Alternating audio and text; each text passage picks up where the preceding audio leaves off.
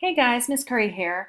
We are going to work on some writing lessons, specifically editing your work using a lot of great writers' examples to illustrate the different techniques I want to talk about.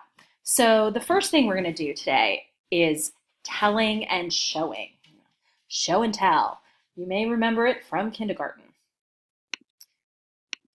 So, the essential habit in many types of writing, especially persuasive writing, is that of balancing assertions with adequate explanation and or illustration. That's what I mean by showing and telling. So let's look at this first example. It's from British writer Beryl Markham's memoir, West of the Night. And in it, she recounts adventures as the only female pilot in Africa during the 1920s and 30s. She was probably the first person, male or female, ever to scout elephants by plane. And here she describes that extraordinary sight. A herd of elephants, as seen from a plane, has a quality of a hallucination. The proportions are wrong. They are like those of a child's drawing of a field mouse, in which the whole landscape, complete with barns and windmills, is dwarfed beneath the whiskers of the mighty rodent, who looks both able and willing to devour everything, including the thumbtack that holds the work against the schoolroom wall.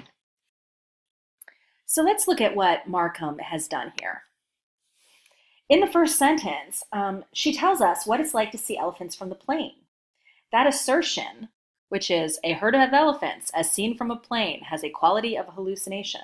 So that assertion is enough to create this vague picture in our mind.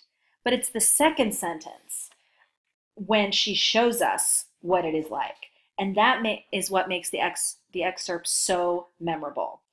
So when she says the proportions are wrong, they're like those of a child's drawing of a field mouse, in which the whole landscape, complete with barns and windmills, is dwarfed beneath the whiskers of the mighty rodent, who looks both able and willing to devour everything, including the thumbtack that holds the work against the schoolroom wall.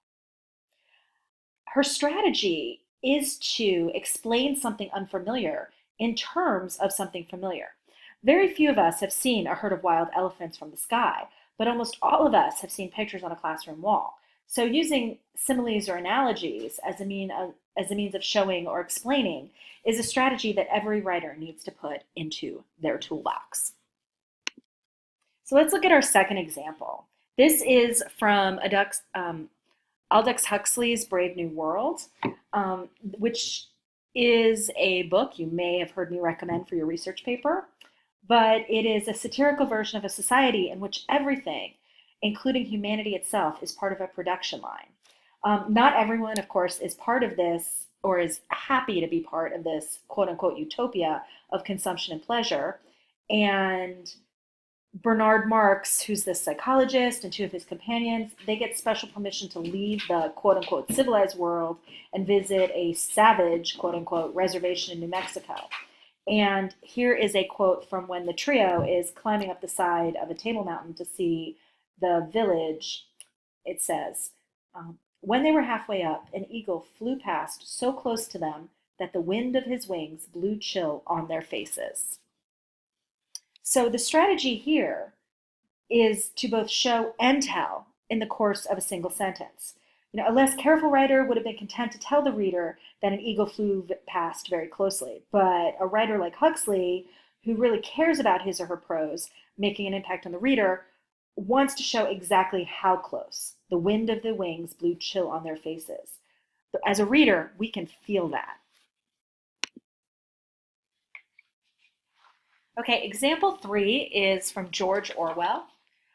Orwell is most famous for his satirical novels like Animal Farm in 1984, but he also wrote some nonfiction, and his essays are just wonderful. So this particular essay was called Shooting an Elephant, and in it he reveals his attitude towards despotic governments, which was formed long before he wrote his famous books. As a young man, Orwell was in the British Empire as a colonial policeman in Burma. He had, as he tells us, quote, already made up my mind that imperialism was an evil thing. But it took an incident involving an elephant run amok for this idea to become a conviction. To avoid looking like a fool in front of a local population, young Orwell feels forced to act violently. So here's our example. And it was at this moment, as I stood there with the rifle in my hands, that I first grasped the hollowness, the futility of the white man's dominion in the East. So, in other words, Orwell realizes exactly why his thesis, which is that imperialism is an evil thing, is true. And the incident involving the elephant illuminates this truth, allowing him to understand that imperialism steals freedom not only for the oppressed, but also for the oppressor, turning him into this absurd puppet. So the writer puts himself, the writer puts the reader through a similar process of realization, using the elephant story as a dramatic illustration of his anti imperialistic position. The poet Octavio Paz once said, "If you say something wonderful, that is banality. If you show something wonderful, that is poetry." So, what is true for poetry is also true for prose. If you tell your readers that a lake you visited in Mexico was wonderful, their reaction is going to be, "Oh, yeah, great, whatever." But if you show them the wonder by adding that you woke one morning to find the lake filled with flamingos, a living carpet of pink, then they're likely to believe your assertion and remember it. Of course, the showing portion of your prose is not typically going to be as exotic as flamingos, but you will have to feature specific information. This information, depending on the situation, is going to be details, statistics, examples, stories, reasons, quotations, expert opinions, and any other kind of evidence.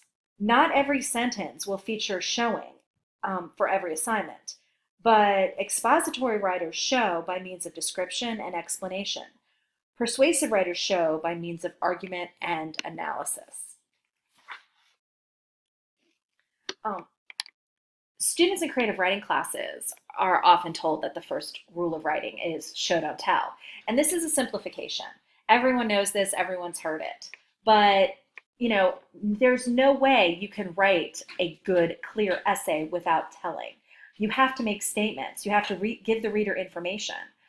What is fatal to a piece of writing is when there's nothing but vague statements and generalities. That kind of prose doesn't prove anything. It only leaves the reader cold.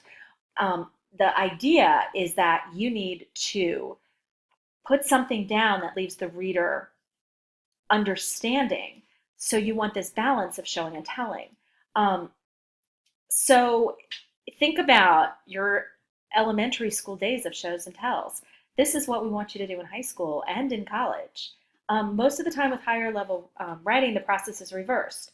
First you tell, assert the fact, and then you show. Provide various forms of evidence and justification. Okay, so let's practice looking.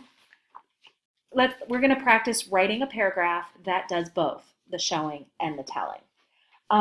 We're going to consider this poem by Emily Dickinson. A narrow fellow in the grass occasionally rides. You may have met him, did you not? His notice sudden is. The grass divides as with a comb. A spotted shaft is seen, and then it closes at your feet and opens further on. He likes a boggy acre, a floor too cool for corn, and yet when a child and barefoot, I more than once at morn have passed, I thought, a whiplash unbraiding in the sun, when, stooping to secure it, it wrinkled and was gone. Several of nature's people I know, and they know me. I feel for them a transport of cordiality, but never met this fellow, attended or alone, without a tighter breathing, and zero at the bone. Okay, so, I love Emily Dickinson. So what do I want you to do? What I want you to do is to create a carefully considered paragraph that both tells and shows something meaningful about this poem. So like a question to get you thinking about this would be something like, what, according to the poem, is the snake's most striking quality? So if I were writing this, let's say I would think, okay, so what is the snake's most striking quality? And the first part of my reply would be, I would tell you what it is. Perhaps the snake's capacity to surprise is its most striking quality. I could then support this, but with my showing details by pointing out how in the first stanza, Dickinson highlights the creature's capacity for sudden and surprising manifestations. In the stanzas that follow, I could point out the vivid instances of the snake's deceptive appearances, what seems to be a spotted shaft or as a whiplash turns out to be a blink of an eye, etc. And ultimately, I could end by observing that this chilling surprise has the ability to take the poet's breath away.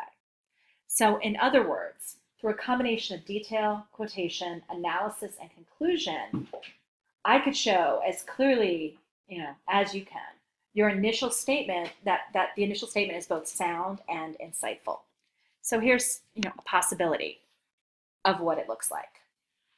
The most striking quality of Dickinson's snake is its capacity to surprise. He appears without warning. His notice sudden is.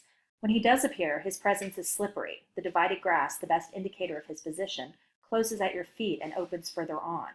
Also shocking is the deceptiveness of the snake's appearance. What seems to be a mere instrument of pain, a spotted shaft, a whiplash, turns out to be a creature who can administrate that pain.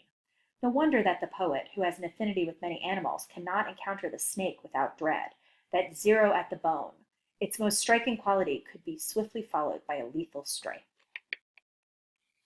So look at this in the handout that you got in class and highlight red for your details, the showing details, and green for the telling details. When you're done, I want you to write your own tell and show paragraph, answering the question, going back to the same poem, what is the poet's underlying attitude towards the snake? And then I want you then to go through your paragraph and highlight the showing and telling details. Okay? Go on and try it. Good luck. As always, if you have any questions, stop by my classroom or shoot me an email. Thanks.